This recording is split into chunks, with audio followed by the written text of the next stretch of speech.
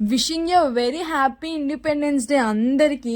Every year లానే ఈ year అయితే చాలా డిఫరెంట్గా జరిగింది. ఎవ్రీ ఇయర్ బీటెక్ జాయిన్ అయిన దగ్గర నుంచి సో ఇండిపెండెన్స్ డే అంటే లైక్ పెరేడ్ చేసేవాళ్ళు. ఎన్సీసీలో ఉన్నాను కాబట్టి 3 years.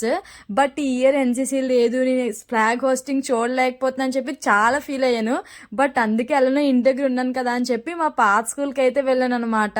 నిజంగా నా చైల్డ్హుడ్ డేస్ అన్ని గుర్తొచ్చాయి. నేను ఈ స్కూల్లోనే చదువుకున్నా. నర్సరీ నుంచి 7th క్లాస్ వరకు ఈ స్కూల్ అనమాట. మా స్కూల్ అయితే అలానే ఉంది. అంటే మేము వేరే స్కూల్లో ఉన్నాం, ఇప్పుడు కొత్తగా వేరే బిల్డింగ్ కట్టారనమాట. అసలు ఆ పిల్లలందరినీ చూస్తుంటే నా డేస్ గుర్తొచ్చి అసలు నిజంగా ఇండిపెండెన్స్ డేకి అలా ఫ్లాగ్ పట్టుకొని చాక్లెట్ బిస్కెట్ ఇస్తారని చెప్పి వెళ్ళడం, సెల్యూట్ కొట్టడం అండ్ మెయిన్లీ బోర్డ్ డెకరేషన్స్ ఇవన్నీ అలానే ఉన్నాయి. అసలు డే టు డే టాట్లో ప్రెజెంట్ యాబ్సెంట్ అన్ని నేనే రాసేదాన్ని.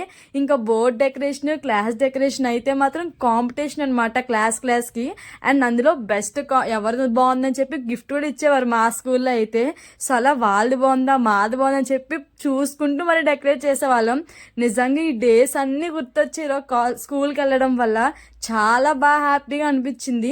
అండ్ అందులో ఈరోజు ఇండిపెండెన్స్తో పాటుగా మా బెస్ట్ టీచర్ అనమాట మా principal madam. And madam birthday కూడా ఈ రోజే. సో అందుకే మేడం బర్త్డే అండ్ దట్టు మా కరాటే సార్. ఆల్మోస్ట్ 10 years అవుతుంది మా సార్ని చూసి. సో అందుకే మేడం బర్త్డే సెలబ్రేట్ అయితే చేసామన్నమాట. నిజంగా songs, speeches, decoration, class rooms అన్ని గుర్తొచ్చే భలే అనిపించింది నాకైతే. ఇండిపెండెన్స్ డే చాలా డిఫరెంట్గా ఒక బెస్ట్ మెమరబుల్ డే అనమాట ఇండిపెండెన్స్ డే. ఇంతకీ మీరు ఎలా జరుపుకున్నారో తప్పకుండా కమెంట్ చేయండి. మళ్ళీ కలుద్దాం. బాయ్.